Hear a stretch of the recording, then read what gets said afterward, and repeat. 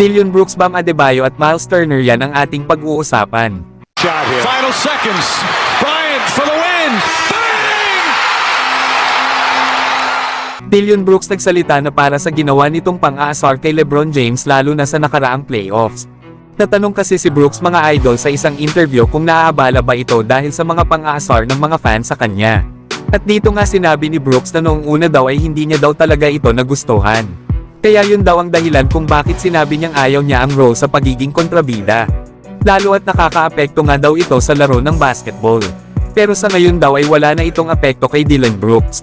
At isang bagay na nga lang daw ito na parte ng kanyang buhay.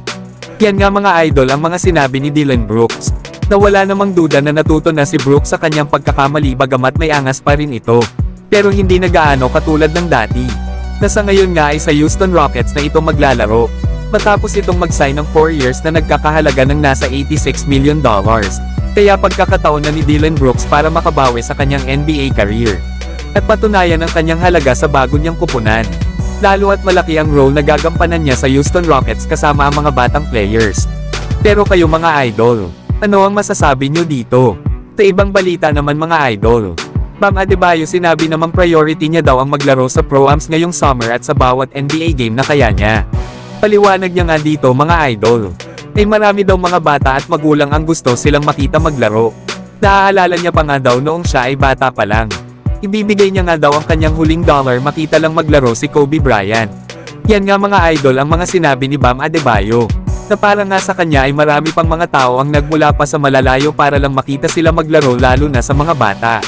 Habang ang ibang NBA players daw ay hindi maglalaro dahil sa sinasabing load management. Yun daw ang pinakaayaw ni Bam Adebayo sa ibang mga NBA players. Lalo at last season ay 75 games ang kanyang nalaro. Na kung saan ay nag-average ito ng 20 points, 9 rebounds at 3 assists per game. Hindi lang yan dahil nakarating lang naman ang kanilang kupunan na Miami Heat sa NBA Finals bago sila natalo sa Game 5 ng Denver Nuggets. Kaya masasabi talagang ibang klaseng player din talaga itong si Bam Adebayo. Nahanda nga itong maglaro hanggang sa kanyang makakaya. At para naman sa huling pag-uusapan mga idol, Los Angeles Lakers maaari daw makuha si Miles Turner sa proposed blockbuster trade na ito. Na makukuha nga daw ng Indiana Pacers sila D'Angelo Russell, Jared Vanderbilt, Jalen Hood-Schifino at isang 2024 second round pick at isang 2025 second round pick. Habang makukuha naman ng Lakers si Miles Turner. Na walang duda na magiging solid ang frontcourt ng Lakers kapag nangyari ang trade na ito lalo at merong Anthony Davis ang kanilang kupunan.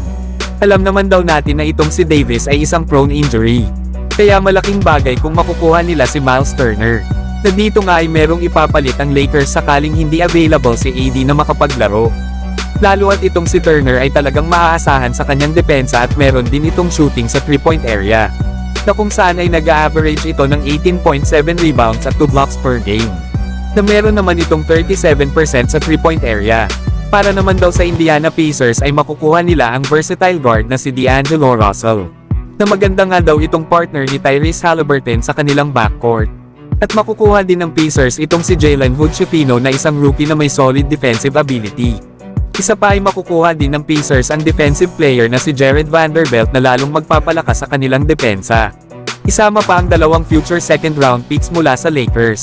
Pero kayo mga idol, ano ang masasabi nyo sa trade idea na ito? So hanggang dito na lang tayo mga idol. At huwag nyo naman kalimutan mag-subscribe bilang pagsuporta.